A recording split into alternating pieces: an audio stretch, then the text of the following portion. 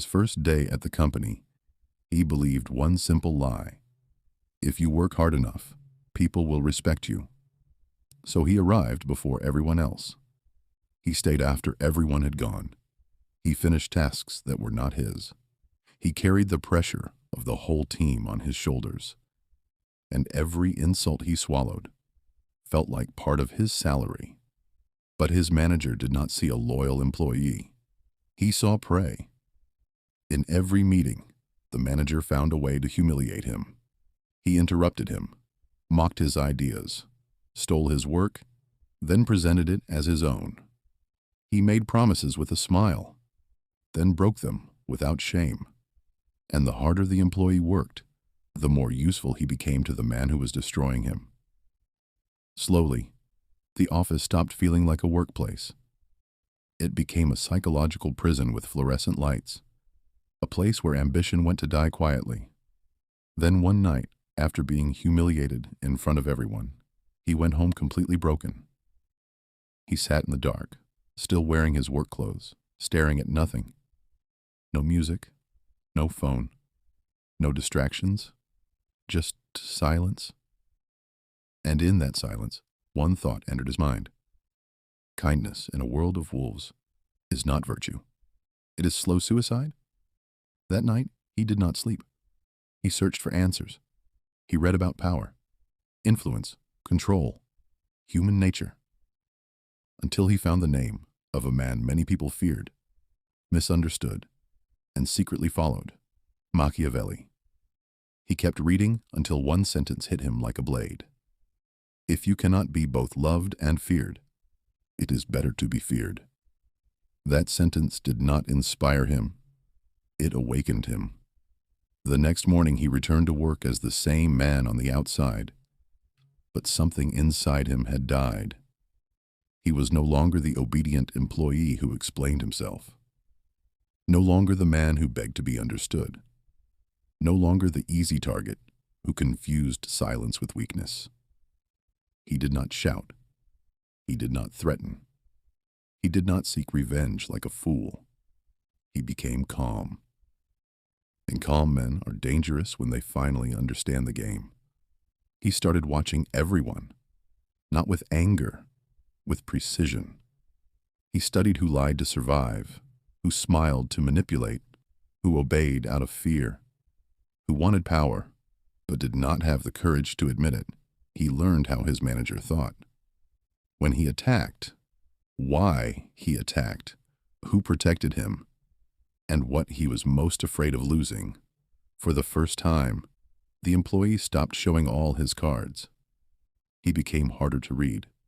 He spoke less, explained less, smiled less, and somehow, people started listening more.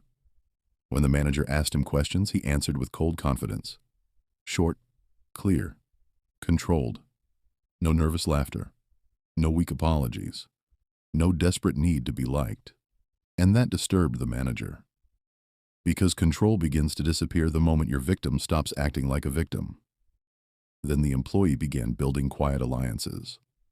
He helped important people without asking for anything in return.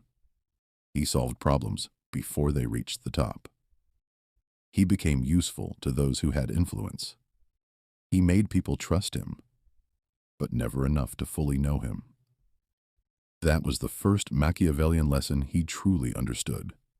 Never look powerful too early. Become necessary first. Meanwhile, his manager kept drowning in arrogance.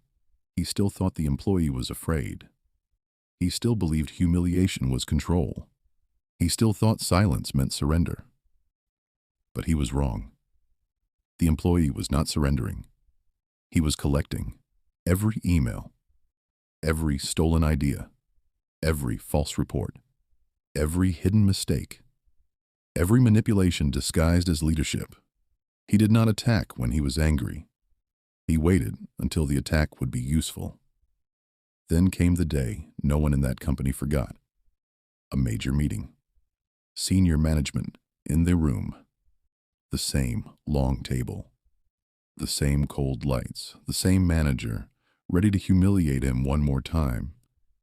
The manager smiled and tried to break him in front of everyone. But this time, the employee smiled back. Not warmly, calmly. Then he placed one black folder on the table. The room changed. Inside that folder was everything. Proof, dates, messages, reports, ideas stolen and renamed, mistakes buried under fake confidence, and decisions the manager had hidden for years. For the first time, the loudest man in the room had nothing to say. His voice cracked, his face changed. His hands moved without control. He looked at the executives, hoping someone would save him. But power does not save you when truth becomes documented. The employee did not raise his voice. He did not insult him. He did not celebrate. He simply watched the man who once made him feel small become smaller in front of everyone. And that was the coldest revenge of all. Weeks later, the manager was removed from his position. No dramatic scene, no public explosion, no heroic speech, just a quiet fall. The employee who was once ignored became the person everyone treated carefully. People measured their words around him. They stopped interrupting him. They stopped underestimating him. But here is the part no one talks about. He did not feel happy, because when he finally gained power, he understood the price. To survive in a cruel world, he had to bury the version of himself that believed fairness was enough. He became stronger, but also colder. He became respected, but less innocent.